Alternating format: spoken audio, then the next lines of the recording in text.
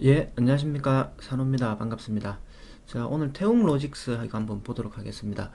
자, 태웅 로직스는 오늘 그 무상증자 호재로 상한가를 가게 됐습니다. 보통은 무상증자 호재가 뜨면 이렇게 급등하는 경우도 있고요. 그리고 반짝하고 죽어버리는 경우도 있고, 이게 무상증자가 호재이긴 한데, 그게 딱 호재라서 무작정 오르고 호재라서 뭐 내리고 이런 게 딱 정해진 게 없습니다. 그래서 무상증자가 뜨면 보통 세력이 어떤 의도를 가지고 있냐에 따라서 그냥 자기들이 움직이고 싶은 대로 움직이는 게 특징이거든요. 그런데 이 무상증자가 그래서 매매를 좀 하기 힘든 부분이 있습니다. 자, 그런데 일단 차트 분석을 한번 해보도록 하겠습니다. 자, 이 태형 로직스는 보시면 시가총액이 1800억이고 자본금이 19억입니다. 그죠? 자, 여기 보시면 자본금이 20억 정도 되죠. 이렇게 됩니다. 자본금이 대체로 낮은 업종들이 이렇게 시가총액이 매출에 비해서 많이 낮은 편입니다. 이게 종속회사를 빼고 나서도 8천억대인데 연결하면은 뭐 9천억대가 되죠. 그런데 보통 자본금이 약한 경우에 주가에 이렇게 반영이 잘 안 된 경우들이 들어 있습니다. 자, 일단 요걸로 보면은 비교적 뭐 고평가는 아니다 이렇게는 볼 수 있겠고요. 그리고 자본금이 20억이기 때문에 이런 경우에 무상증자를 한다 하더라도 1대1을 한다 하더라도 자본금만큼만 지금 위에 보시면 19억대 있죠. 19억이나 20억만 있으면 1대1 무상증자를 할 수가 있습니다.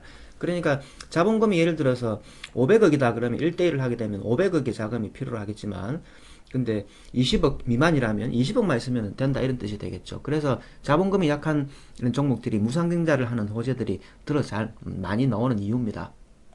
자, 일단 차트를 보면요. 이게 상장하고 전체 차트입니다. 그리고 상장하고 전체 차트인데 유상증자 됐던 공모가가 4,500원이었습니다. 260만 주 있어가지고 대략 뭐 8분의 1, 9분의 1 정도 이렇게 되죠. 그렇게 많은 양은 아니었는데 4,500원이 있었습니다. 4,500원. 4,500원은 여기점이죠. 여기점인데 4,500원 이렇게 두들기죠. 이렇게 고점이 상한가 있죠. 상한가 있고 그 다음에 4,500원을 부지런히 두들기고 나서 그 물량을 뺏어가지고 올라왔다 이렇게 봐야 되겠는데요. 근데 저는 사실 여기 있죠. 여기 상한가 친 날 있죠. 이 다음날 자 여기 있는 고점이 있죠. 요거 이 자리가 이 쌍봉이었기 때문에 거의 뭐 신고가를 갱신할 수도 있는 그런 위치였다 이렇게 생각을 했었고 또 이렇게 돌파를 할 때 여기에서 시세를 분출할 수 있겠다 이렇게 생각을 했는데 긴 시간 동안 행보라는 이런 어떤 기간들이 조정이 있었습니다. 그러니까 이때 상승했어도 되는데 라는 그런 생각을 가졌다 이런 의미가 되겠고요. 그러고 나서 자 차트 보시면 자 고가권에서 거래량이 많이 안 나왔습니다. 그러니까 털고 나간 흔적이 없었기 때문에 별로 나쁘지 않은데라고 생각했지만 조정은 길어졌던 거고요. 그리고 오늘 상승을 했는데 제가 상승하기 전에 항상 무언가가 있어야 된다 그러는데 그 무언가가 뭐냐면요. 상승하기 전에 상승을 준비하는 그런 형태가 있어야 된다. 상승을 준비하는 게 뭐냐? 자, 상승을 준비하는 것은 누군가에 이렇게 매집하는 행위들이 있어야 된다. 자, 여러분, 우리가 상식적으로 주가를 상승시킬 세력이 있다고 생각을 해봅시다. 상승시키기 전에 뭐 하겠습니까? 물량을 뭐 열심히 팔아버릴까요? 매집할까요? 자, 상승이 계획되어 있다면 물량을 열심히 매집하겠죠. 그래서 상승이 계획되어 있는 것들은 이런 매집의 흔적이 있어야 된다. 이런 의미가 되겠죠. 그래서 여기 보시면 오늘 상승하기 전에 상승을 준비하는 흔적들이 있었다. 이렇게 볼 수 있겠죠. 상승을 준비하는 흔적들이 있었다. 이렇게 볼 수 있겠고 지금 현재는 뭐 완전한 신고가입니다. 완전한 신고가에서는 주가를 이렇게 운전하는 것은 부담이 없죠. 왜 부담이 없냐?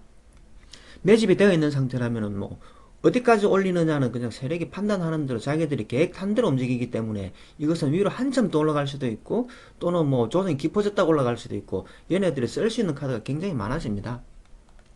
자, 그런데 제가 오늘 태웅 로직스에서 이제 발견한 것 중에 한 가지가 자, 여기 보시면 이제 무상증자 뉴스가 났죠. 최초에 나온 뉴스가 몇 시냐면 10시 21분입니다. 10시 21분.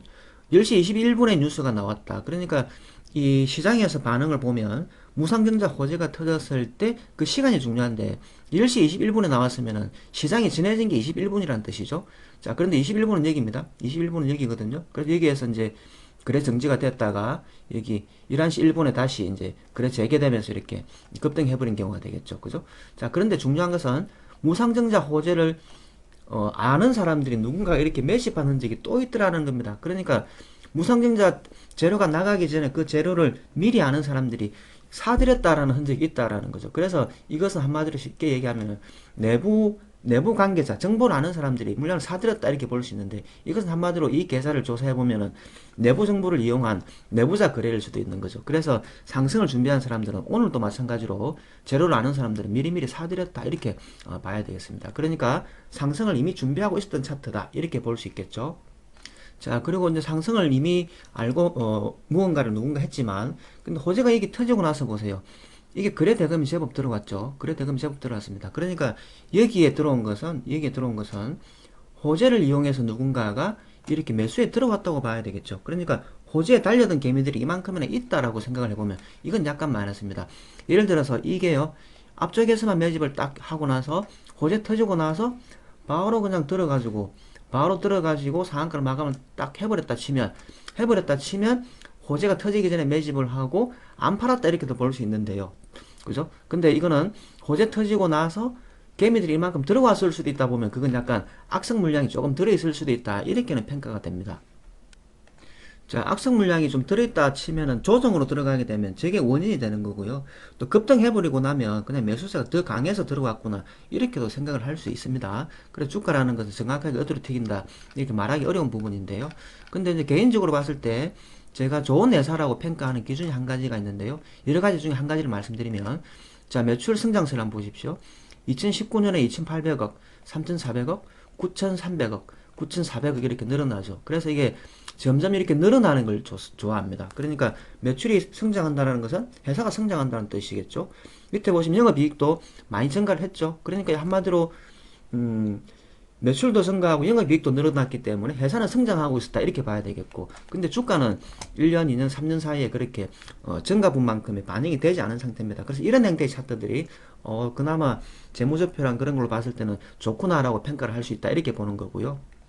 그래서 이런 것들이 혹여나 조정 떨어져 주면 감사합니다. 못 살 줄 알았는데 살 수 있게 됐네요. 이렇게 생각도 할 수 있다. 이렇게 볼 수 있겠습니다.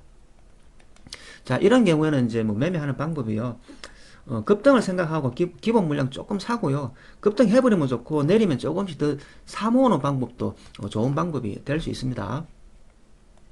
그리고 이제 오늘 또 상한가 마감 시간을 보면 12시 17분에 마감이 됐죠. 12시 17분에 마감됐다라는 것은 뭐 팔았다 하더라도 그렇게 긴 시간 팔았다고는 볼 수 없겠죠. 여기서 여기까지 보면 시간상으로 보면 11시부터 12시 17분이니까 1시간 17분이기 때문에 하루 종일 열심히 팔았다고는 볼 수 없습니다. 그래서 이제 베팅을 해본다 치면 상승 확률이 50.1 그러니까 올라갈 수 있는 확률이 종가상으로 상승을 얘기하는 건 아닙니다.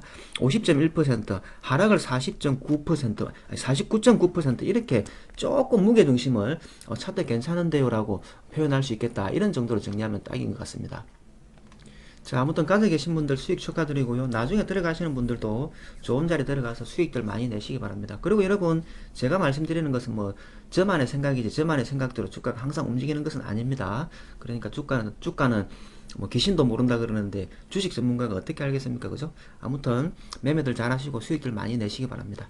오늘은 여기까지 하겠습니다. 수고 많았습니다.